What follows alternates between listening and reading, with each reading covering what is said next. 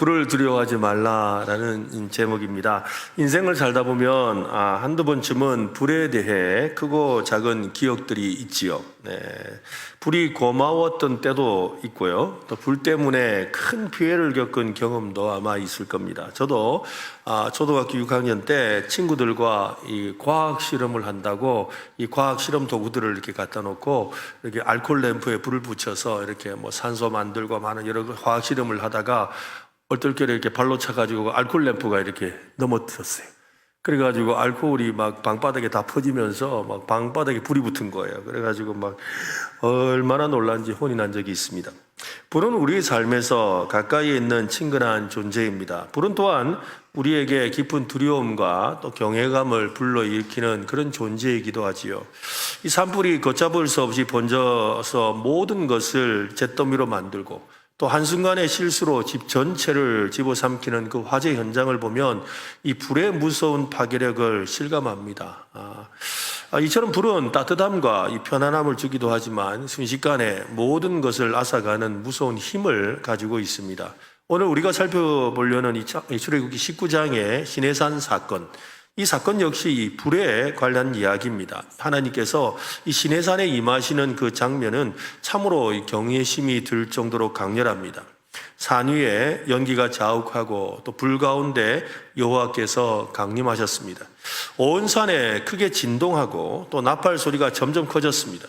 이스라엘 백성들은 그 광경을 눈앞에서 직접 보았습니다. 하나님은 백성들에게 이 거룩함을 보여주기 위해서 불 가운데서 직접 임하셨습니다. 그러니까 불은 곧 거룩함이라고 표현할 수가 있습니다. 그 불은 단순한 자연현상의 불이 아닙니다. 하나님 자신이었습니다. 그래서 하나님은 거룩하시고 그 거룩함이 불로 표현되고 있는 것입니다.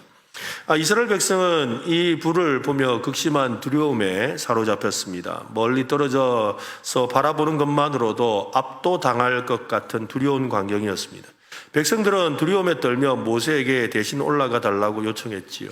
그의 두려움은 지극히 자연스러운 것입니다. 죄 많은 인간이 거룩하신 하나님 앞에 나아가는 것은 죽음을 의미하기 때문이지요.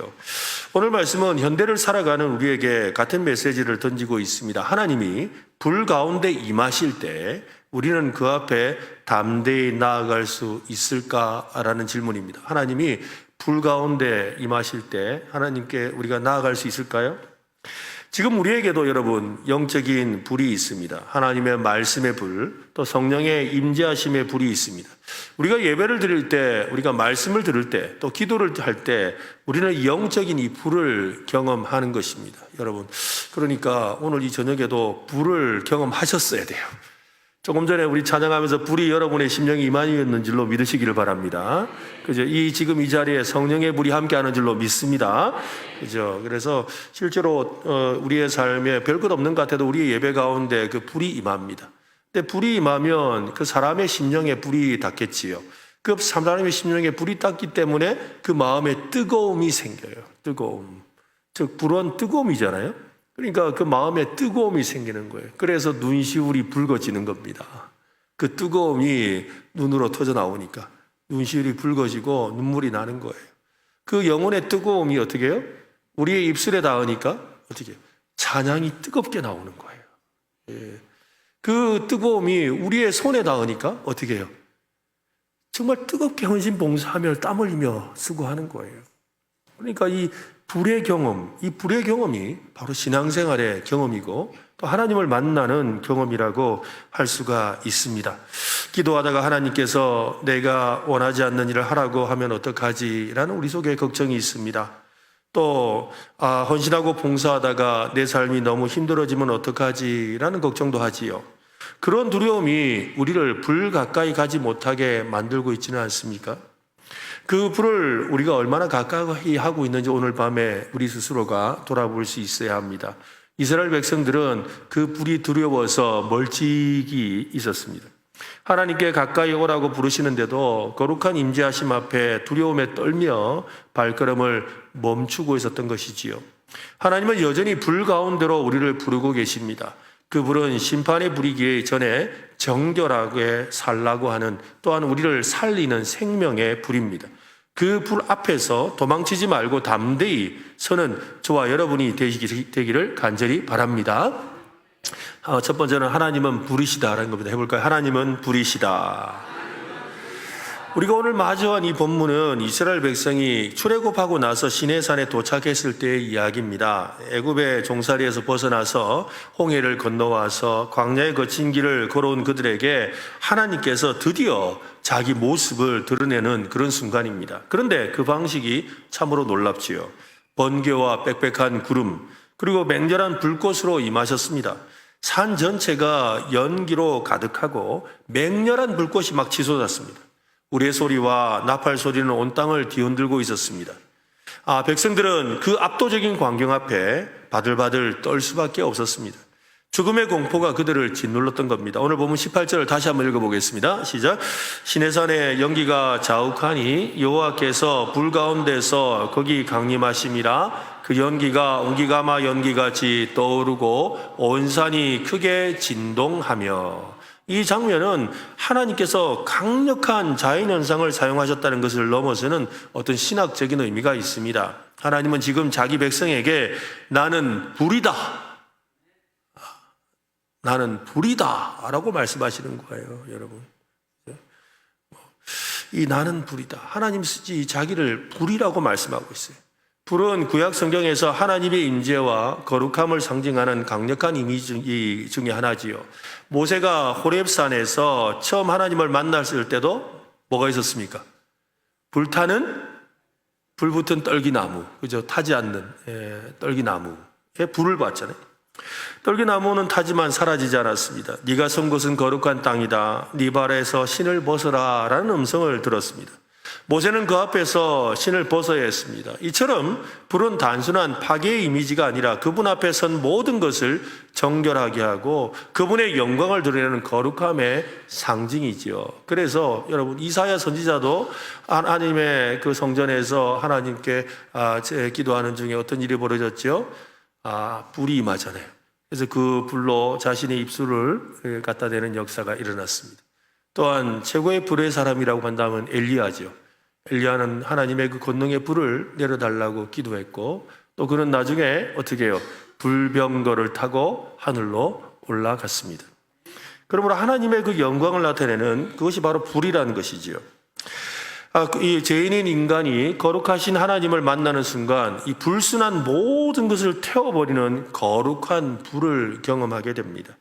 하나님은 왜 불로 자신을 나타내셨을까요? 그 이유를 이해하는 것은 하나님을 바로 이해하는 데 아주 중요합니다. 첫 번째로 불은 조금 전에 말한 것처럼 거룩함을 상징합니다. 불은 모든 불순물을 태워서 정결하게 만드는 힘을 가지고 있습니다. 금을 재련할 때 불에 넣어 불순물을 제거하듯이 하나님은 불로 임하셔서 그분의 백성이 제약된 본성에서 벗어나서 거룩한 백성이 되기를 원하십니다. 레위기 10장에 보면 나답과 아비후가 하나님이 명하시지 않은 불로 하나님께 분향을 하다가 불에 타 죽는 사건이 나옵니다. 이 사건은 하나님께서 얼마나 이 불, 즉 거룩함을 중요하게 여기시는지를 보여주는 것이죠. 다른 불로서는 안 된다는 거예요. 오직 누구의 불? 하나님의 불. 하나님의 불이라는 것이죠. 하나님의 불은 죄를 태우고 정결하게 하는 거룩한 불입니다. 두 번째로 불은 권능을 상징합니다. 불은 인간의 힘으로는 통제할 수 없는 강력한 힘을 가지고 있지요. 그래서 이 불이 어디로 날아갈지 모르잖아요. 그죠? 사방으로 어디로 갈지 몰라요. 그래서 우리 요즘에 산불 때문에 참 고통받는 분들이 많이 계시는데 이쪽 산에 붙었는데 어떻게 해요? 불티가 날아가서 저쪽 산에 붙어버리는 거예요. 생각지도 못한 곳에 붙지요. 또 뭐 별일이 다 있잖아요. 감당할 수가 없는 거예요. 그분의 불은 시내산을 뒤덮었고 산 전체가 크게 진동했습니다. 이 모습은 하나님께서 온 우주의 주제가 되시고 모든 피조물을 통치하시는 권능을 가지신 분임을 보여줍니다. 사람이 만든 우상과는 비교할 수 없는 분이라는 것입니다. 갈멜산에서 불로 성답하시며 하나님의 권능을 직접 보여주셨지요. 우리의 하나님은 불처럼 강력하고 위대한 권능의 하나님이십니다. 오늘 이 밤에 그 불 같은 하나님이 여러분과 함께 하시기를 바랍니다. 그죠? 그래서 우리도 불의 사람이 되었으면 좋겠습니다. 세 번째로 불은 임재를 상징합니다. 하나님은 이스라엘 백성을 광야에서 인도하실 때 낮에는 구름 기둥으로, 밤에는 불 기둥으로. 언젠가 말씀드렸죠. 이 낮에는 구름 기둥이고 밤에 불 기둥이라는 말이 저도 어릴 때 생각할 때는 낮에는 구름 기둥이니까 하늘에 광야가 굉장히 어둡고 굉장히 덥고 힘드니까 구름을 이렇게 가려가지고 자기 백성들을 이렇게 보호해 주셨구나, 그늘을 만들어 주셨구나라고 생각했어요. 그리고 또 밤에는 굉장히 이렇게 추우니까 불 기둥으로 그 옆에 모닥불처럼 앉아 있으면 따뜻하겠구나라고 생각했어요. 그런데 실제로는 낮에는 구름 기둥, 밤에는 불 기둥이라는 말은요, 무슨 말이냐면 구름 불 기둥이라는 뜻이에요. 무슨 말이냐면 불 기둥인데 불 기둥에 구름이 함께 있다는 거예요. 그러니까 하나님의 임재는 구름 가운데 불로서 임하신다는 걸 보여주는 거거든요. 근데 낮에는 태양빛이 환하니까 불이 안 보이는 거예요. 뭐만 보이는 거예요? 구름만 보이는 거예요. 그러니까 무슨 기둥? 구름 기둥. 근데 밤이 되면 구름이 잘 안 보이죠? 뭐만 보여요? 불만 보이는. 그러니까 무슨 기둥? 불기둥인 거예요. 그러니까 이 시내산에서 있었던 그 모습이 그대로 그들 가운데 재현되고 있는 거죠. 그들이 지금 처음 하나님을 만났을 때 그 시내산에 지금 구름도 있었고 불도 있었다는 거예요. 그런데 이것을 보고 그들은 어떻게 해요? 두려워 떨며 가까이 가지 못했어요. 그러나 훗날 그들은 어떻게 해요? 광야 생활을 하면서 하나님이 그들 가운데 구름으로 불로서 그들과 함께 하시 구름 불 기둥으로, 그죠? 구름 기둥으로, 구름 불 기둥으로 이렇게 그들과 함께 하시는 것을 보여준 것입니다. 즉 하나님의 임재하심이라는 거죠. 하나님의 분이 불 가운데 강림하셨다는 것은 그분의 백성들과 가까이 하시고 그들 가운데 함께 하겠다는 약속인 것입니다. 여러분, 예수님께서 떠나가시면서 내가 또 다른 보혜사를 너에게 보낼 것이다 라고 하셨지요. 그 또 다른 보혜사가 누굽니까? 성령님이시죠. 그래서 그 성령님이 임하시기까지 예루살렘 성에 모여서 기도하라고 그랬습니다. 그들이 몇 날이 못 되어 오순절에 성령 강림 사건이 있었죠. 그때 성령님이 어떻게 임하셨죠? 불같이 임하셨잖아요. 불의 혀같이 갈라지며 그들의 심령 머리 위에 있는 것을 보았다라고 했습니다. 그 말이 무슨 말입니까? 성령님이 그들과 함께 하신다. 성령님의 임재라는 것이죠. 성령 하나님의 임재라는 것입니다. 오늘 그러니까 여러분의 심령에 불이 있다 없다? 있습니다. 맞죠? 아직 불이 없는 사람이 있으면 빨리 예수 믿으셔야 돼요. 우리는 다 불이 있는 사람들이에요. 따라합시다. 나는 내 속에 하나님의 불이 있다. 하나님의 불이 있는데 그 불을 두 종류의 사람이 있는 거죠. 예수님의 비유처럼 어떤 사람이 등불을, 그죠? 등불을 어떤 사람은 등경 위에 두고, 그죠? 또 언덕 위에 두는 사람이 있는가 하면 어떤 사람은 어디에 둔다 그랬지요? 마루 밑에 숨겨둔대잖아요. 그러니까 우리 속에 있는 그 불을 어떤 사람은 하나님의 불을, 하나님 우리와 함께 하시며 그 불을 막 드러내고 증거하는 사람이 있는가 하면 어떤 사람은 어떻게 한다? 숨기는 사람이 있다 이 말입니다. 그게 오늘 우리 중에 누군가이겠죠. 그죠? 우리 중에 누군가는 그 불을 밝히 드러내며 그 불의 능력으로 살아가는 사람이 있는가 하면 어떤 사람은 그 하나님의 그 임재의 불을 숨기고 하나님이 계시지 않는 것처럼 살아가는 사람도 있다 이 말입니다. 이왕이면 하나님의 임재의 불과 함께하는 여러분 되시기를 바랍니다. 그렇습니다. 불기둥이 이스라엘 백성과 함께 하셨듯이 오늘 이 시대에도 하나님은 말씀과 기도를 통해 그리고 성령님을 통해 우리와 동행하십니다. 오늘날 하나님의 불은 무엇으로 우리에게 나타날까요? 시내산의 불처럼 육안으로 보이는 불로 나타나지는 않습니다. 우리는 말씀의 불, 기도의 불, 그리고 무엇보다 성령의 불을 우리는 경험하지요. 그렇죠. 말씀을 듣다 보면 마음이 뜨겁지 아니하더냐. 말씀이 뜨거워지는 거잖아요. 그런 은혜를 경험하세요? 하고 계십니까? 네, 그런 은혜가 넘쳐나길 바랍니다. 말씀을 듣는데 막 마음이 뜨거워지는 거. 왜? 불이니까요. 말씀의 불이 임하니까.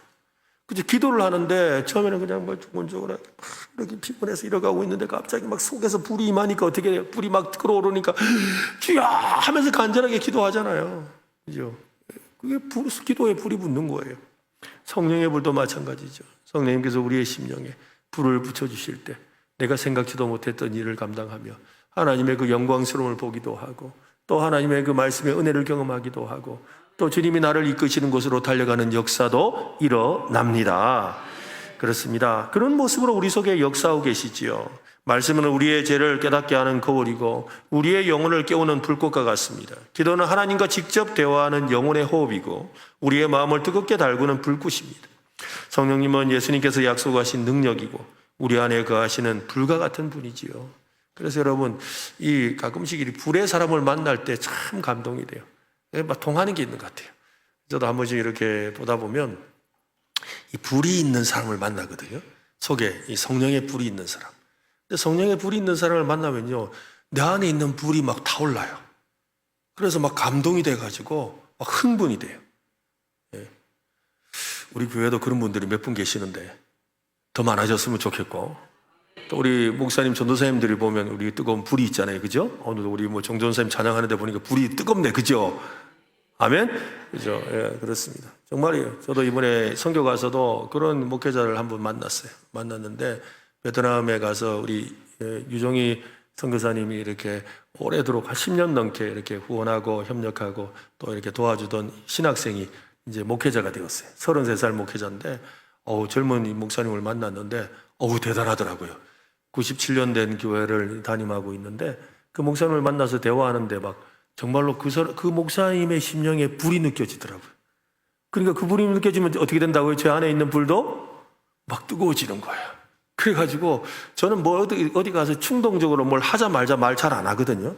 그냥 이렇게 다 뭐든지 이렇게 약간 저게 뭘까, 저게 뭔 의미일까 하고 생각하고 결정을 빨리 안 내립니다. 특히나 저는 그 MBTI에서 그 극P형이거든요. 그래서 결정 장애가 있는 사람이에요.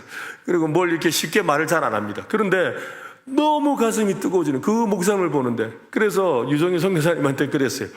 우리 윤재혁 장님 같이 옆에 있을 때, 선교사님, 요런 불이 있는 친구 한 사람만 더 찾으세요.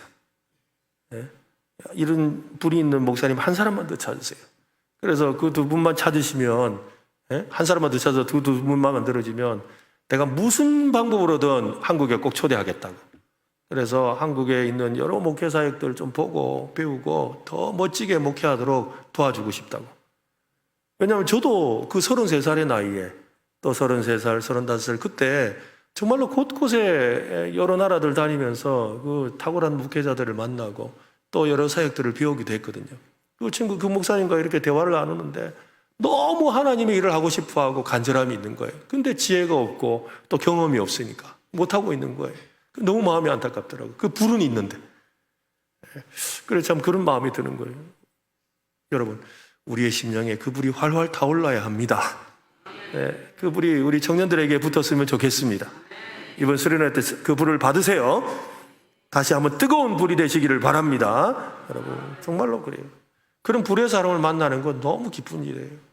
너무너무 감사하죠. 여러분도 그런 은혜를 경험하시지 않으세요? 이렇게 외부 목사님이 한 번씩 오실 때 보면 간혹, 그죠? 불의 목사님이 오실 때가 있잖아요. 그 뭐 설교도 좀 어떨 때는 좀 서툴기도 하고 그런 경우가 있어요. 그런데 그런 목사님 보면 막 가슴이 뜨거워지잖아요. 그러면서 여러분도 막 그냥 아멘이 절로 나오고 은혜가 되잖아요. 한 번은 우리 친구 목사님의 교회에 이 전도사님이 한 분 계시는데, 우리 목사님들과 이렇게 사역에 대해서 이렇게 대화를 나누는데 목사님이 고민이 있다고 이야기를 하시더라고요. 그 목사님이 중등부 전도사님인가 고등부 청소년부 전도사님이셨어요. 그런데 자기가 볼 때 이 목사님이 볼 때는 이 전도사님이 너무 사역을 못한대요. 그리고 또 이래 보니까 뭐 지식도 별로 없는 것 같아요. 그래가지고 뭐 말하는데 이렇게 뭘 설명을 하고 설교를 하는데 뭔가 이렇게 좀 신학적으로 안 맞는 것 같은 생각이 들어서, 이건데 이 전도사님이 희한한 건 하여튼 뭐 말도 설교를 해도 영 오느라고 이상한데 애들이 은혜를 받는다는 거예요. 목사님 아들이 있는데 그 아들이 그 수련회 가가지고 목사님께 너무 은혜를 받아, 전도사님한테 너무 은혜를 받아가지고, 그래서 그 전도사님이 너무 설교를 그 교회에서 제일 잘한다 했다는 거예요. 자기 아버지보다 더 잘한다 했다는 거예요. 그런데 이 목사님이 볼 때는 이게 아니라는 거죠. 그래서 이 전도사님을 어떻게 좀 해야 될 것 같은데, 그런데 내 보내자니 또 좀 아닌 것 같고 이러면서 고민된다면서 어떻게 하면 좋겠냐고 이렇게 묻더라고요. 제가 그랬죠. 목사님 얼른 그 전도사 내보내세요. 내가 데리고 오게. 왜? 그 사람은 불이 있거든요. 불이 있는 사람. 하나님은 불의 사람을 쓰시거든요. 왜? 하나님이 불이시잖아요. 하나님이 그 속에 있다는 거거든요. 오늘 우리의 마음에 그 불이 있기를 바랍니다. 우리가 예배를 드릴 때, 말씀을 읽고 묵상할 때, 기도할 때 우리 안에 이 성령의 불이 임하는 것을 경험하지요. 심령이 뜨거워지는 것을 느낍니다. 이기심이나 자기중심적인 태도나 세상의 욕망과 탐심으로 가득 찬 그 마음은 마치 불이 붙지 않은 젖은 장닭과 같아요. 그러나 성령의 불이 임하면 타오르기 시작하지요. 하나님의 사랑에 대한 뜨거운 감격이 회복되고 예수 그리스도의 십자가의 은혜에 대한 깊은 감사가 생기고 복음을 막 전하고 싶어하는 거룩한 열정이 활활 타오르게 되는 것입니다. 이번은 우리를 변화시킵니다. 교회를 핍박하고 예수 믿는 사람들을 잡아들였던 사울이 다메섹 도상에서 예수님을 만나고 완전한 새로운 사람이 되었듯이 말입니다.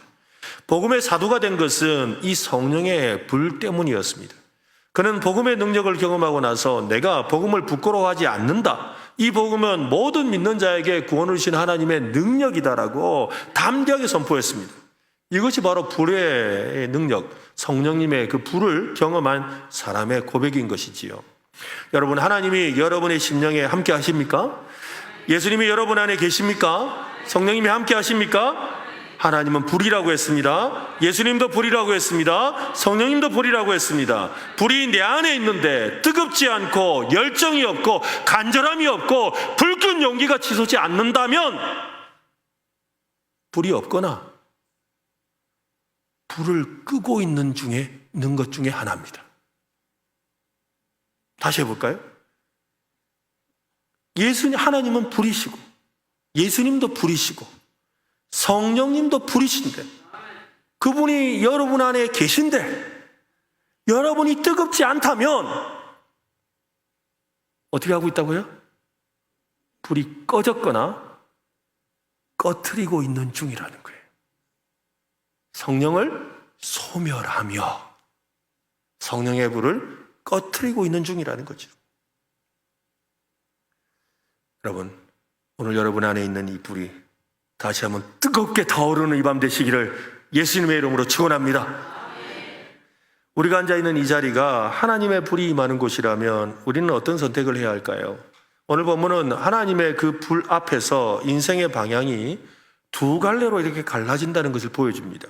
하나는 두려움 때문에 뒤로 물러서는 길이고 다른 하나는 믿음으로 담대히 나아가는 길입니다. 누구나 한 번쯤은 인생의 방향이 갈라지는 분기점을 경험합니다. 어떤 사람은 그 갈림길에서 하나님을 더 가까이 만나고 어떤 사람은 도리어 하나님을 떠나기도 하지요.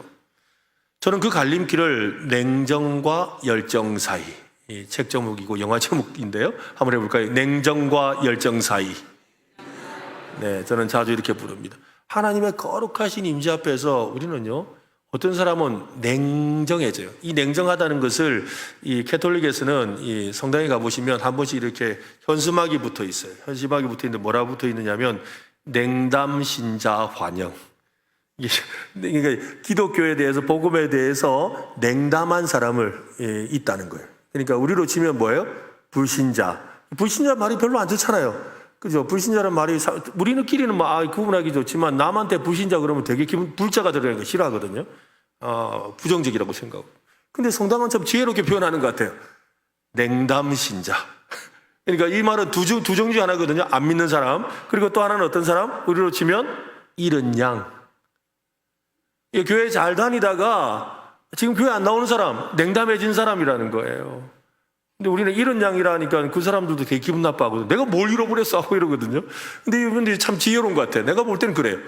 어찌그런 냉담하다는 거예요. 냉정하다는 거죠. 하나님의 은혜에 대해서 냉정한 사람이 있다는 거예요.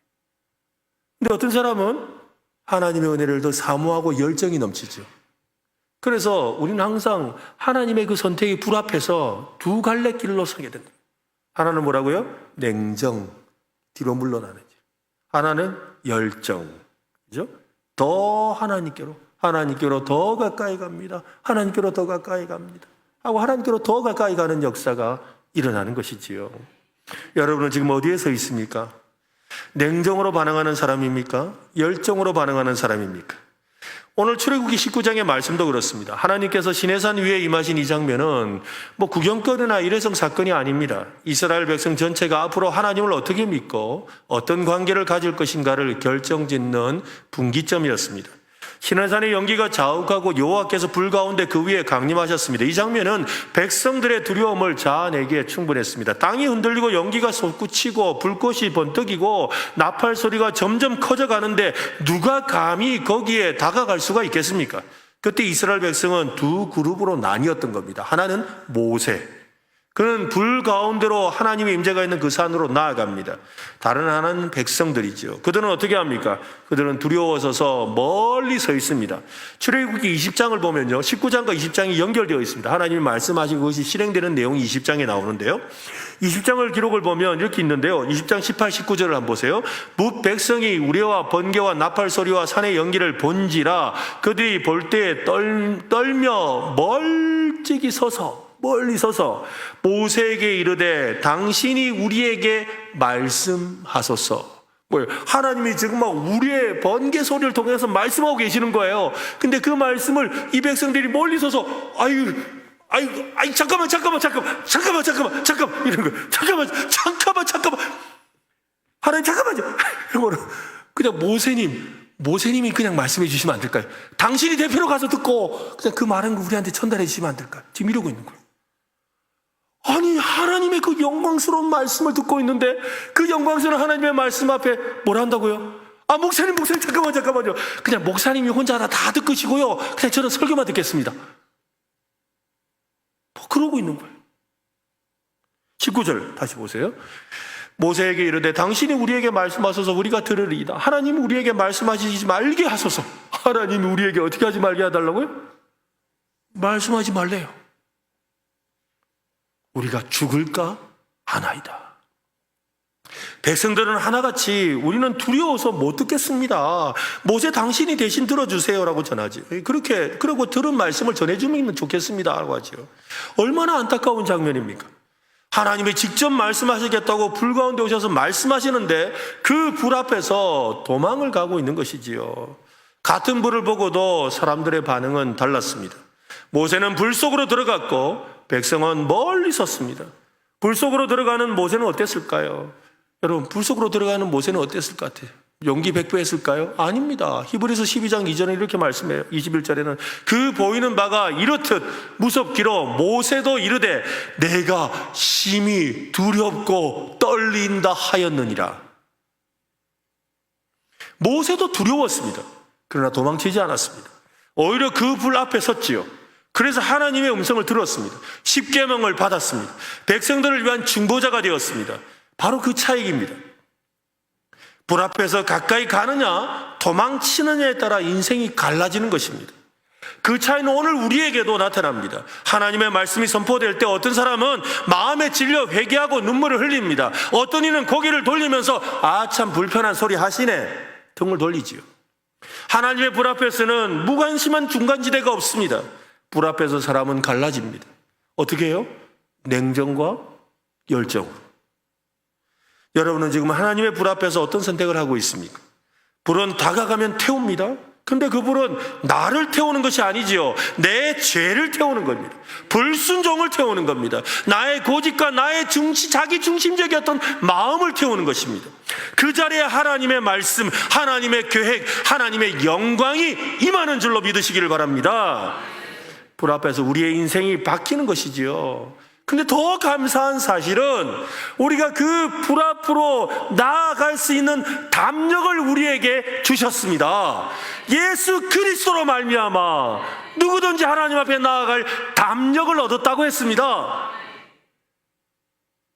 우리는 그들보다 더 좋은 조건에서 하나님께로 나아갈 수 있는 자격이 있고 은혜가 있습니다. 거룩은 어디에서 시작합니까? 불 앞에서 시작됩니다. 하나님의 거룩한 불 앞에 설 때 우리의 삶이 새로워지고 방향이 달라지고 순종이 시작됩니다. 그래서 불은 위험한 것이 아니라 결단의 자리지요. 하나님은 지금도 우리를 부릅니다. 너희는 내게 가까이 오라. 그런데 그 부르심은 불 가운데서 들려옵니다. 이 불 앞에서 어떤 이는 교회 문턱도 넘지 못합니다. 어떤 이는 예배 중에 마음이 뜨거워져도 금방 식어버리죠. 어떤 이는 결단을 하다가 현실의 그 불안 앞에서 발을 돌립니다. 그러나 어떤 이는 그 불 앞에서 결단합니다. 가까이 다가갑니다.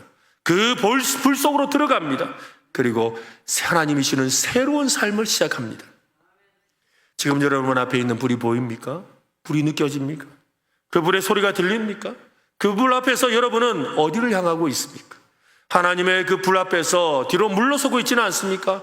그 불 가운데로 모세처럼 담대히 들어가고 있습니까? 하나님의 불은 우리를 태워 죽이는 불이 아닙니다. 오히려 우리가 잊어버린 그 정체성, 우리의 진짜 신분을 회복시키고 우리가 놓쳐버린 그 소명을 다시 되찾게 하고 방황하던 우리의 인생을 하나님을 향하여 올곧게 나아가도록 도와주는 불입니다. 주의 말씀은 내 발의 등이요 내 길의 빛이라고 할 때, 여러분, 주의 말씀은 내 발의 등이란 말이 뭡니까? 내 발의 불이라는 거예요. 등이 불 아닌가요? 불이잖아요. 하나님의 불이 우리를 인도해 줍니다. 그 불 속에서 하나님을 만나고 하나님의 음성을 듣고 사명을 발견하고 인생의 방향이 새로워지는 오늘 저와 여러분 되었으면 좋겠습니다. 두려움은 하나님의 그 임재 앞에서 우리를 멀어지게 만든다고 했습니다. 불은 하나님의 임재의 상징이었고 그 불은 지금도 말씀으로, 기도로, 헌신으로, 그리고 성령으로 우리에게 임하고 있습니다. 그런데 그 불 앞에서 사람들이 여전히 뒷걸음질 치고 있습니다. 두렵기 때문이지요. 말씀이 내 마음을 찌를까 봐, 기도하다가 내가 무너질까 봐, 성령의 감동에 순종하여 내 계획이 틀어질까 봐. 진짜 믿음들이 좋아요. 얼마나 믿음이 좋은지. 말씀드리면 내가 변화될까 봐 겁이 나서 교회 안 온대요. 이분 수련회 가면 내가 뒤집어져 가지고 하나님께서 분명히 내게 주시는 말씀을 들을까 봐 겁이 나서 수련회 안 가겠대요. 얼마나 믿음이 좋아요. 가면 이렇게 말씀을 듣겠다 하고는 듣는다는 걸 알고 있으니 얼마나 믿음이 좋아요. 그렇잖아요. 내가 기도하면 하나님이 내 기도에 응답해 주신다는 것을 믿기 때문에 내가 기도를 안 한다는 거죠. 얼마나 믿음이 좋은지 몰라요. 여러분, 두려움이잖아요. 하나님이 내게 주시는 것에 대한 두려움이죠. 세상이 주는 것이 더 좋다고 생각하는 마음이잖아요. 하나님의 불을 두려워하는 거잖아요. 저도 그런 경험이 있습니다. 지금 생각해 보면 하나님이 주시는 것보다 두려움이 더 크게 생각될 때가 많았습니다. 그래서 안 받고 말지 마. 좀 아쉽기는 하지만 굳이 이런 생각 많이 했습니다. 비겁한 행동이죠. 부끄러운 행동이고. 하나님의 불 앞에서 물러설 때 우리는 네 가지를 잃어버립니다. 첫 번째는 하나님이 예비해 두신 선물을 놓칩니다. 시내산 안에서 두려워하던 백성들은 결국 하나님께서 직접 주시려던 율법, 즉 하나님의 마음을 직접 듣는 특권을 잃어버렸습니다.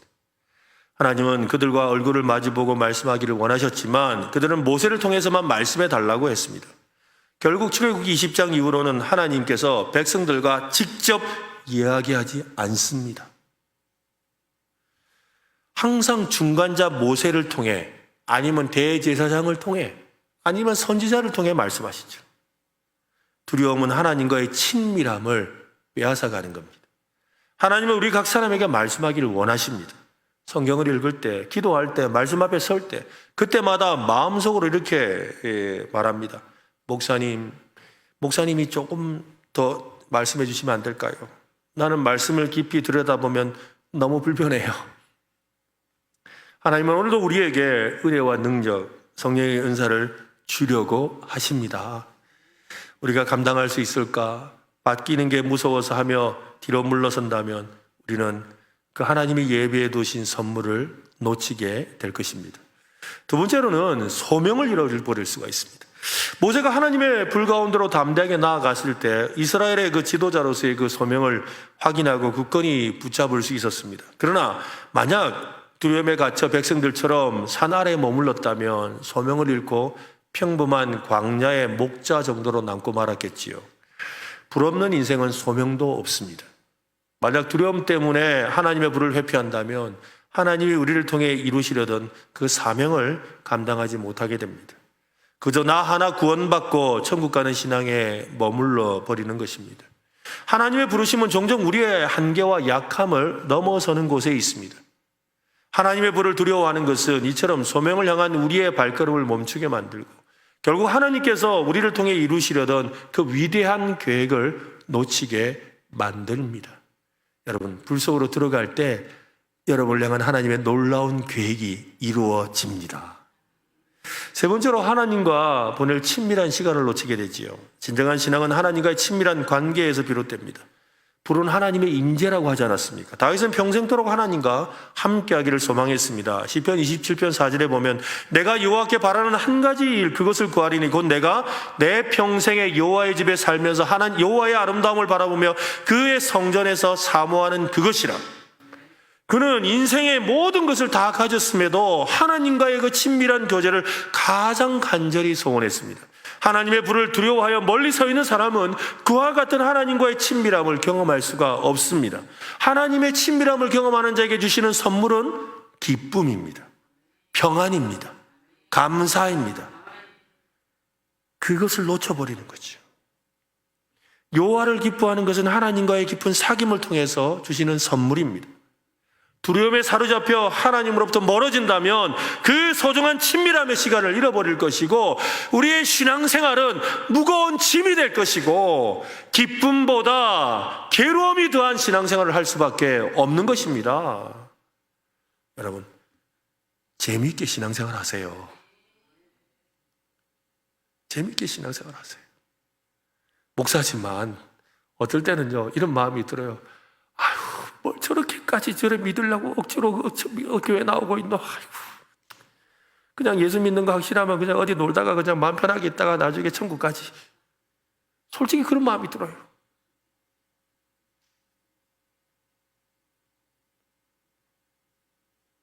아니, 우리 주님이 주신 내가 지는 멍에는 쉽고 가볍다고 했는데 얼마나 무겁게 짐을 지고 살아가는지 너무 마음이 안타까워요. 근데 그렇게 살면 자기만 피해 있는 게 아니에요. 자기 주변에 있는 가족들도 다 피해를 입죠. 여러분, 하나님이 주시는 기쁨을 회복하시기를 바랍니다. 그죠? 예, 기쁘게 살아야 돼요.